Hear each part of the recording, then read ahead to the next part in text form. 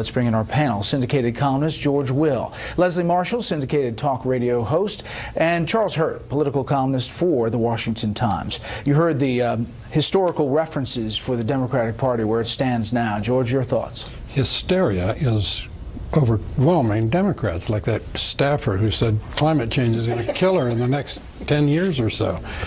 Look, Hillary Clinton is a historically untalented politician, and she won the popular vote. Republicans have lost the popular vote in 6 of the last 7 elections, so they're not an irresistible juggernaut. Our political parties are amazingly supple market mechanisms, and they adjust very fast. 1964, the Goldwater debacle, the Republicans lose 44 states.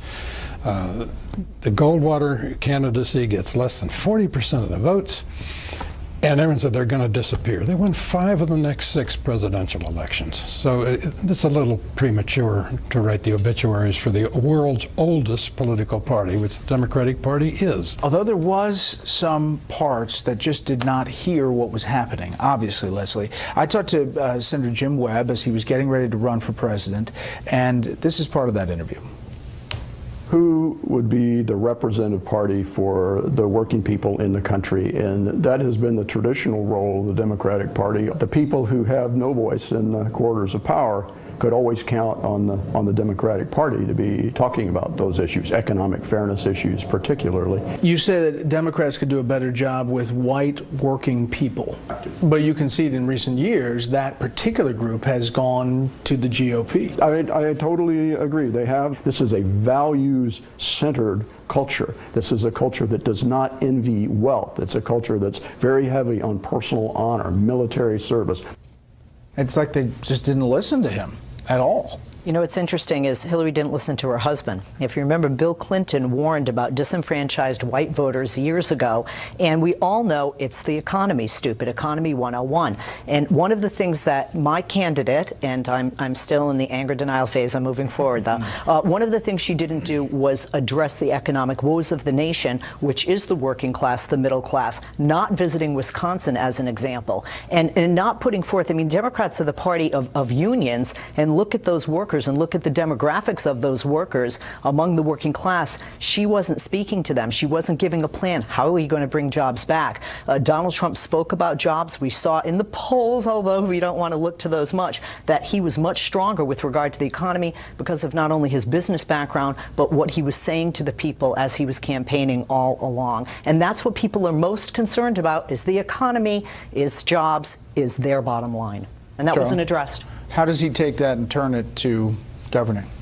Well, it'll be interesting to see, and you know, it's going to be an uphill battle because, of course, obviously his campaign was very much a populist one. He's going to have to work with Republicans, conservatives in Congress, and which I don't think is a bad way to go.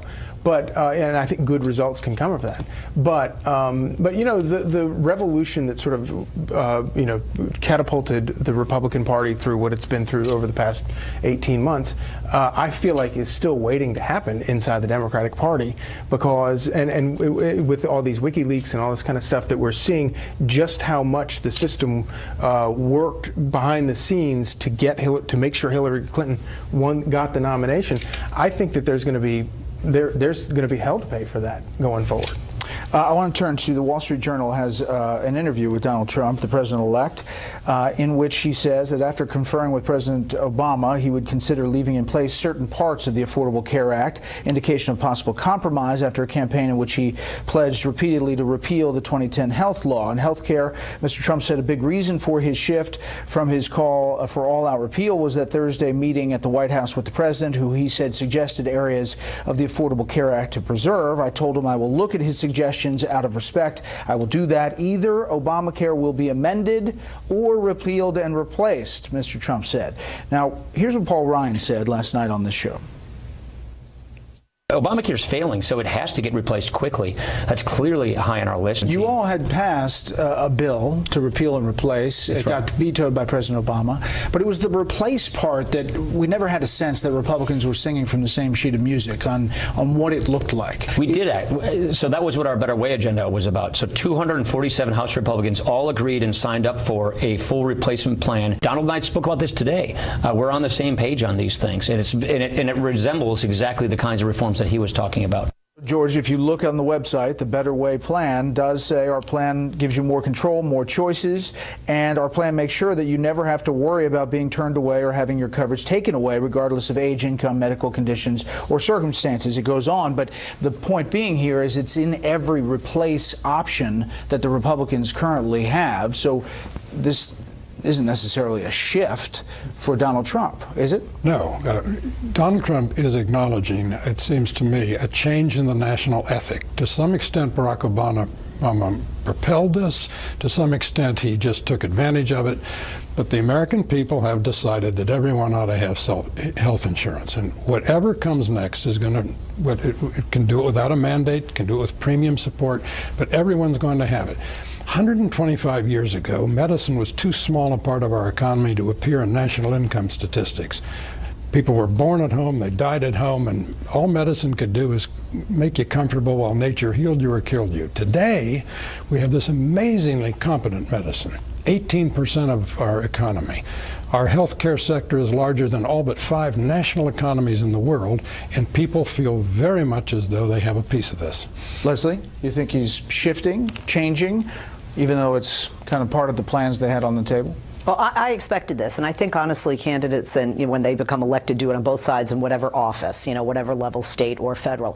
One of the things that I looked at are, well, what are the experts saying that crunch the numbers that are nonpartisan? And what they're saying is some of the problems Republicans are going to have are some of the problems that Democrats have with Obamacare, which is finances, which is transition.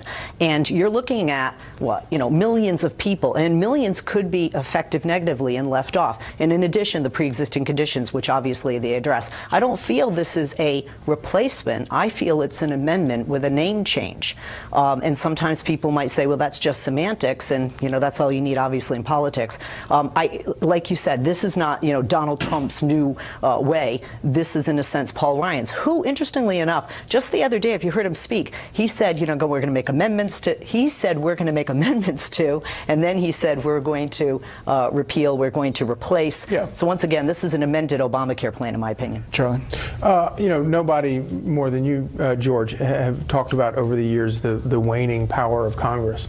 And what I hope to see out of this is a contentious relationship between the Republicans in Congress and the Republican in the White House, and let them fight it out, and let the Republicans on Capitol Hill be the conservative bulwark to try to make some sense out of that. And if Donald Trump is going to negotiate with somebody, I'd like him to be negotiating with the Republicans. I think it might work out better. He did, though, say in this article that he was not going to move forward, or didn't think he was going to move forward with a special prosecutor. Said he's thinking about many other things.